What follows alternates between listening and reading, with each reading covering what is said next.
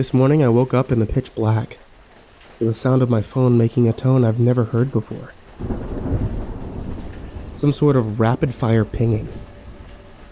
I turned it on to see what was going on. There was an alert notification. A lot like the ones that you've seen with Amber Alerts. What was odd was that I couldn't close it or even turn off my phone. The screen simply would not respond to being powered off. I couldn't screenshot it either. All functions other than scrolling were disabled. This is what it said. Alert. On 10/10/16 at 3:15 a.m. CST, the following alert was issued. Reports of an anomalous signature on radar were reported near St. Cloud. Advisory. Stay indoors. Bring all house pets inside. Turn off all noise-making devices. Seek shelter in basements or rooms without windows or doors to the outside. Emergency services are suspended until 5:30 a.m. 10/10/16. Threat level is severe. Obey all instructions to prevent unnecessary loss of life or property. Alert is valid until 2100 CST. Now obviously this was pretty fucking concerning. It's late in the season for any large storms, but it's not unheard of. We've had tornadoes here before. I could hear rain on the windows. Sound of wind. So I grabbed my 3 cats, took us all down to the basement, some food, and I grabbed a sleeping bag. My basement is cramped and full of all kinds of junk, and I wasn't thrilled to be spending time down there, but the alternative was clearly not an option. While the cats wandered around, digging in boxes, knocking things over, I had time to sit and read the alert over again. Which is when things started to seem strange. I must have missed it the first time, but I noticed the warning to turn off all noise-making devices.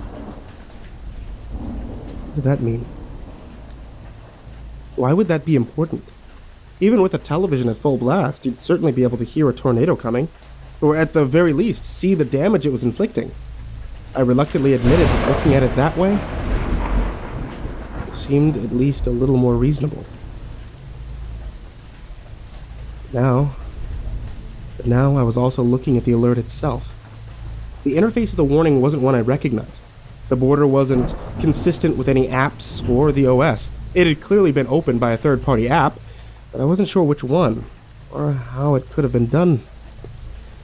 I wondered if it was a virus. I had to work in a few hours. I didn't want to stay awake for nothing. Leaving the cats downstairs, I went up and turned on the television in the living room. I wasn't really sure what to expect, but I couldn't help but feel another jolt of fear when the same message popped up in a traditional emergency broadcast. That awful klaxon made my heart rate spike, so I turned it off and went back to the basement to wait it out. I sent my boss a text on my old pay-as-you-go, which seemed to be unaffected for some reason, letting him know that I might not make it in that day. As it turned out, he was also in his basement. He could hear what sounded like heavy rainfall and wind outside. We wished each other well, agreed that work would be canceled, and went back to waiting. The cats settled in various places, and I curled up in my sleeping bag and fell asleep. We all woke up at the same time about an hour later. It wasn't as much a jolt as a slow, confused awakening. Something wasn't right. The cat's eyes were wide, their fur puffed up. One of my oldest girls had her eyes locked on the filthy little window at the far corner of the room. I was absolutely overcome by a palpable sense of dread, but my frantic glances around the room were fruitless.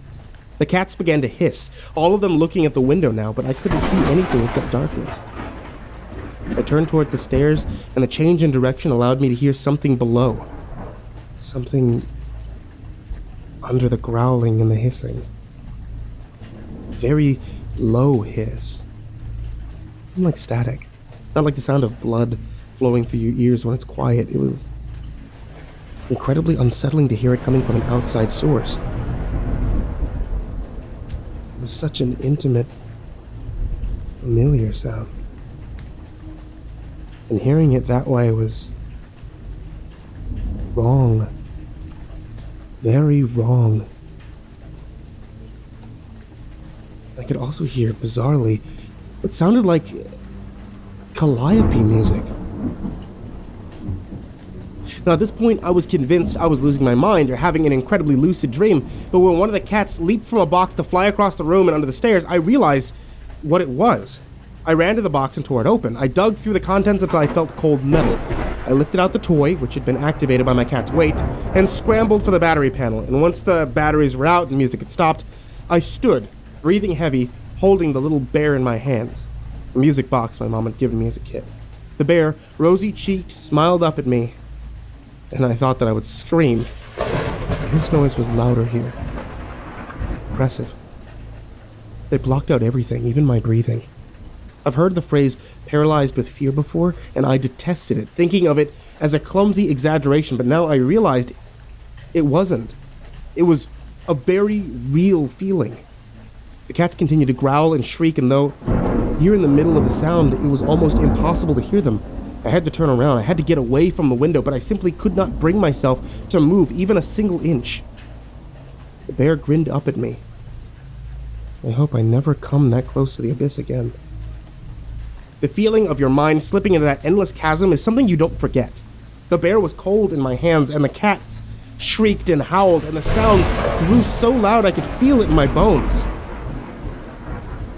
The window rattled, pelted by rain and hail, and the endless hellish dark loomed closer and closer. A scream bubbled up and pushed past my teeth when I turned to look through the dirty glass.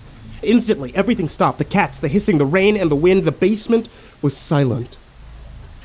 The cessation of every single sound in that room was almost enough to send me teetering off the edge. I shivered violently, suddenly freezing. Something was outside, looking in at me. It glowed dimly with a strange, completely alien light. Dirty orange, the color of a nuclear sunset. The panic was so great now that it had transformed into an almost ethereal association. The calm before the predator rips into flesh and bone. Something was at the window. I looked at it with glassy eyes. I don't know what it was. Looking at it was painful in a way that I can't describe. The sight of it, so completely foreign, made my brain feel as if it was being exploded violently outward, tearing at the seams. The only thing that comes to mind is an optical illusion, something that exists but cannot be. Whatever it was, it had no business here. It was a kind of cloud, a solidified mist, like smoke. But this smoke was so very much alive and aware, and it was massive. I think it must have messed with some of my other senses because I was very much cognizant of the fact that it was larger than my house, larger than many houses, and it had been drawn to the calliope music. It watched me. Shapes swirling and dissolving constantly in its body, but it had no defined shape. It flowed like water, slid down the window in rivulets that did not obey gravity, but instead searched for cracks in the glass. I was aware of time passing. A lot of time. What broke the spell was the sight of one of those drops discovering and worming its way through a hairline crack in the window frame. Paralysis became flight. In what felt like an instant, I was pounding up the stairs, my mouth wrenched open in a silent howl. The cats swarmed up past me and were gone the moment the door was open. I slammed it shut and ran for the bathroom, where I bolted the door and promptly vomited in the toilet. I flushed the strange reddish-brown contents and curled onto my side, wedged between the toilet and the tub, my face against the cool porcelain. I passed out. When I woke up, it was half a day later, and my cats were furious at the lack of food. I've been in a daze since I woke up. The alert is gone, but it seems the phone lines are down. I have access to the internet, but it's not behaving correctly. I have access to some sites, but not others. I can't bring myself to leave the house. The sound is gone, as is whatever was creating it. How can I be sure it won't come back? For now, I've silenced everything. The cats are calm and sleeping, but I'm keeping an eye on them for any warning signs. I'll just keep quiet for a while. It's probably best if you keep quiet too.